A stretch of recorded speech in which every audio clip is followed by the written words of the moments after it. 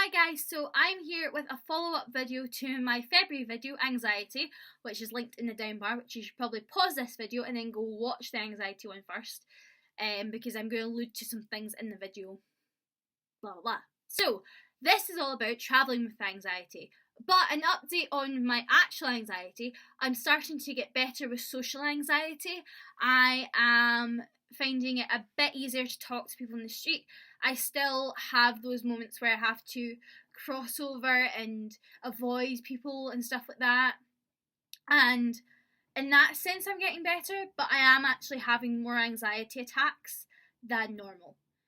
And it's in certain things, and it's starting to wear on me and wear on my health as well.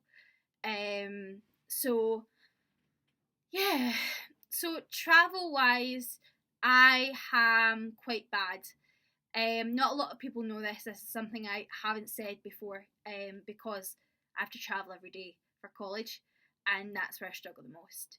So where I go to college is 45 to 50 minutes away on a train, depending on which train you get.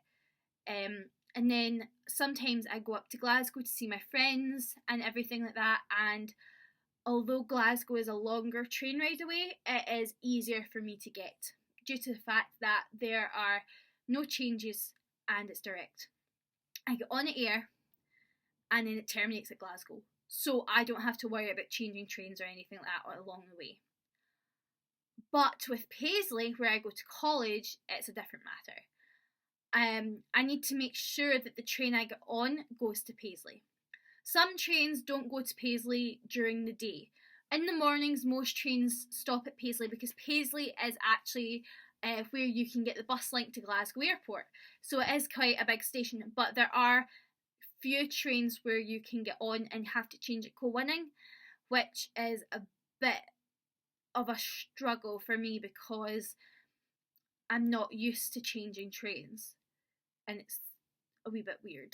Do you know what I mean? And so yeah, but especially when you go to Paisley, it's a stop before Glasgow Central, which means that it doesn't stop at Paisley and terminate. It stops at Glasgow, which means that you have less time to get on and off the train, which worries me because it only stays for about a minute and then goes. So you've got a minute to get off, which always worries me in case I miss my stop, because I never know what you would do if you got up there. Do you know where I'm coming from? Like, I don't know what would happen, because only my ticket says that it's for Paisley. It's not for Glasgow. So that if I get off at Paisley, do you know what I mean? It's a wee bit worrying. So I get very nervous when it comes to that. But I have a routine now that I've been at Paisley for now 2 years. No, a year. Is it a year? It's a year. It's over a year. I have been at Paisley. It feels like 2 years because this is me my second term, but this is a year. I've only been at Paisley for a year. So, in that year, I have discovered little tips and tricks on the train. So what I will do is I will go on the air and I will sit in my little seat at the window. And that's another thing where the social anxiety comes into it, because always in the morning trains, someone will sit next to you, and I hate it. Absolutely hate it. I'm always sitting there like, because that's you then jammed in, you can't move out of that seat, and it's so awkward because some of the people are really rude when they sit next to you and you need to get up and you're like, excuse me, and they're like, that's what I'm always worried about. Not that anyone would be that mean to not let me out, but it worries me because I always have my bag. My bag is huge because I always need so much for college that trying to get that out, I have hit quite a few people, and I think I hit a guy in the nuts once, accidentally, like not on purpose, but I'm sure I have done that trying to get out of my seat, and I struggle a lot.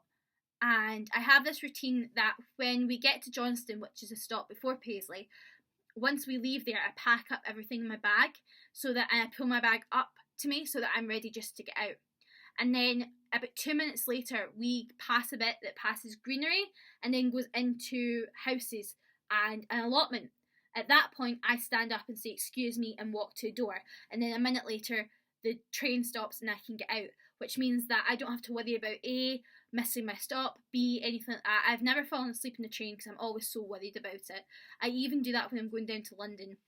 London is a 4-hour straight train that we don't have to get off at any stops, but for some strange reason I always worry that we might need to get off another stop and I'm asleep and I don't get back, that I'm that dead asleep that no one can wake me up. Because when I fall asleep, it's hard to wake me up, but when I wake up I can't get back to sleep, so I don't sleep on trains or planes. I don't sleep. I try not to. It's one of those things with travelling. So train wise, it's okay. The Virgin train's actually very good because it's only it's direct again. We start at Glasgow Central. It's quite good because we get the train from Ayr to Glasgow Central, it terminates at Glasgow, get on at Glasgow and it terminates at London Euston, which is where we need to go. So it's a 4-hour train that's direct and we don't need to stop, and I'm always there with my mum and my dad. And it's definitely the train that when I ever have to go down for maybe auditions or anything in London by myself, it will definitely be the train that I get, because it is a bit more expensive, it is Virgin, but I think it's worth the money because I think it's worth the money to go the extra like 20 quid to first class, because you get your food for you, free Wi-Fi, and you're direct, and you're usually in the front carriages, so when you get off you're there. Plane wise, I don't travel on planes that much. I am scared of flying. This has come to our attention ever since I started watching Air Crash Investigation. My dad, who watches Air Crash Investigation, he used to work, he is a contractor, so he's a computer programmer, so he works on a contract, so he will go wherever the business takes him, and a few times it's taken him to Dublin. And my dad, for some strange reason, he is much braver than me, would watch Air Crash Investigation about 5 hours before he goes on a flight. I don't understand that logically, but that's Sam Goodwin for you. But I don't like planes. I don't. And I swear to Jesus, how I got from Glasgow to Zante with 9 other girls by myself without my parents, I'm back. I don't know. I really don't understand it. And I was actually going to fly by myself, all by myself, from Zante to Glasgow to get home early because I was not having a good time. But that's another story for another time. But yeah, and I don't think I could have done that. I don't know how I'm going to live life if I want to go move to America. I've decided against moving to America. It has been one of those things where I've decided it would not be best for me. It's far too far away from my family, and I think that dream is going to go poof. And I would love to move to London. I think that would be where I am at home, and plus about 2 hours away from London is my auntie and uncle and all my cousins and all my second cousins, and then only 4 hours away in a train is my mum and dad, so no big deal. So that's it really. So basically, in conclusion, I can't travel. Apart in a car, I love travelling in cars. I fall asleep in cars all the time. I like cars. So, yeah. Like, I was meant to go up and get 3 trains and then walk in Edinburgh, by Edinburgh Airport, to see Zoe Sugg. My dad decided against that and decided to take me up himself. He was like, yeah, because when I was going to Stirling to see my friend Fern, all I had to do was go from Glasgow Central to Queen Street, which I'd never been to before, get a train to Stirling, and I had an anxiety attack. So, moral of this story is Laura can't do travel unless she's going to Glasgow or she's going to London and doesn't have to change at train stations. Yay. Hopefully I'll be able to give you an update in a year and tell you that I have been on the tube. I'm trying, that's one of my things on my bucket list to tick off, is that I have been on a tube. But I sincerely doubt that's going to happen unless someone is holding my hand and has me blindfolded. There's no way I'm getting on a tube. So yeah, that's basically it. Yeah, so I hope you guys enjoyed this video. Gave you maybe a wee bit more of an insight into me. If it does, good. If it doesn't, okay. And I will see you guys soon with another video. Bye!